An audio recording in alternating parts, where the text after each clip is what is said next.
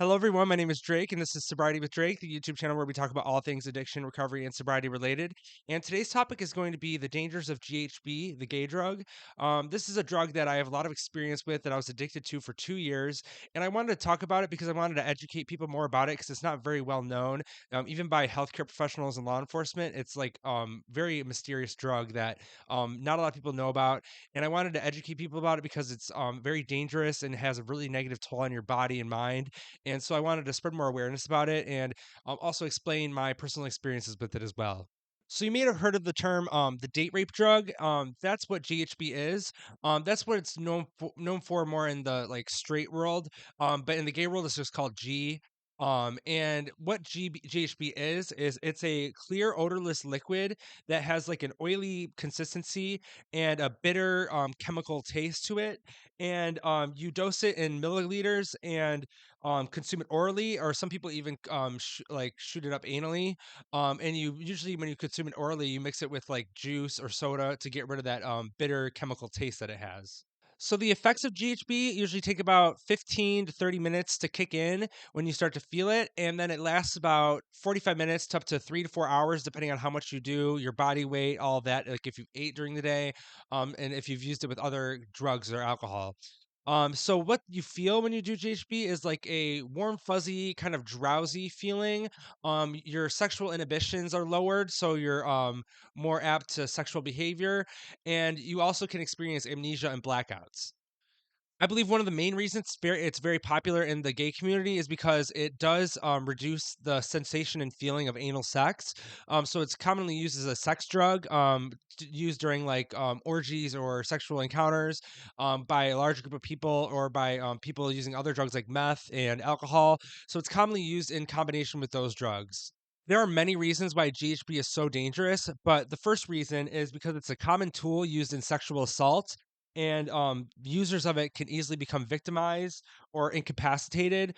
So it's easy to take advantage of them, and they won't remember anything after taking it. So it's commonly used during sexual assault, and that's one of the reasons it's very dangerous. Another thing that happens when people do too much G is called G'ing out, is what the term is. And there's kind of two different kinds of G'ing out. There's one which is like nodding off, falling asleep, kind of similar to when you see people on heroin doing too much heroin and they nod out. That's what one kind of G'ing out can be on GHB. And the other version of G'ing out is something called, like they call it flopping like a fish or T-Rexing or thriller. It's when a person has involuntary muscle movements and usually make little grunting noises or make no sense when they're speaking, and they usually like flail their arms and legs around, and it's something like clonic tonic seizures, which are like involuntary muscle movements. And that's the other version of G'ing out. So it's like two extremes. One is like a very mellow, like nodding out. The other one's like this like insane flailing and muttering of sounds and noises. GHB is also very dangerous to use while you're driving because you can all of a sudden just nod out and lose consciousness. And that is very dangerous when driving, of course, because you're behind the wheel of a car and you could literally nod out at the wheel. And if you crash your car, they'll do an alcohol test on you, but they can't detect the GHB. So it'll usually go unnoticed, like what the GHB will usually go undercover and not noticed by law enforcement or health professionals unless you tell them what you took, which is very uncommon for an addict to tell the law enforcement or even healthcare professionals what they took in fear of embarrassment or getting locked up or in trouble. Some of the negative health effects of GHB short term are slowing of the heart rate, loss of consciousness, vomiting, irregular or shallow breathing, and even diarrhea. So it's a very scary drug because what it does to your body is it slows the connection between your mind and your body. So your body is not able to perform its vital functions as fast and or as normal as they should. Now, the long term effects of GHB use are not very well understood and not well documented, but there are a few that have been noted in scientific studies, and those are dependence, memory problems, hallucinations, extreme anxiety, and breathing problems. Also, mixing GHB with things like meth and alcohol can cause also very some severe side effects. Mixing it with meth can cause heart strain and respiratory arrest, and mixing GHB with alcohol can cause breathing difficulty, loss of consciousness, and even death. So yeah, there are so many ways that GHB is such a dangerous drug. I was addicted to it for 2 years, and I had so many things scary happen to me. Like I was driving and would nod out and wake up almost veering into traffic. I would be in the middle of like store shopping, and I'd be nodding out in the middle of the aisle, and people would come and see me and think that I was overdosing.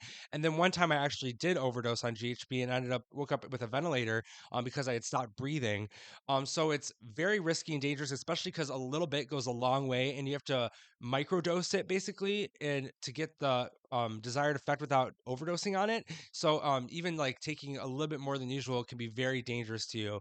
And the biggest thing is it's so misunderstood and not known well, like studied or known well about. So like law enforcement, healthcare professionals don't know what to do if you're suffering from an overdose from this drug. They usually think it's another drug, so they'll give you like Narcan, or they'll pump you with some sort of anti-overdosing drug that relates to opiates or something, or like or benzos, or even something that will help with alcohol poisoning. But they never know what to do with GHB, because a lot of times they don't even know it's GHB because the person is like, again, lost their consciousness and isn't able to um like, it doesn't show up in like tests, and they're not able to communicate that that's what they took.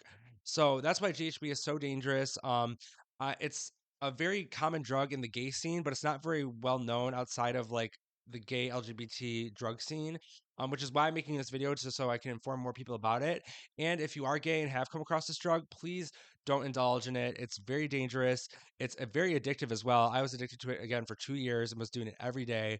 And it's just a really bad path that'll lead you down if you take it. So that was my video on GHB. I hope you found it educating or informative, or that you found this video's information useful.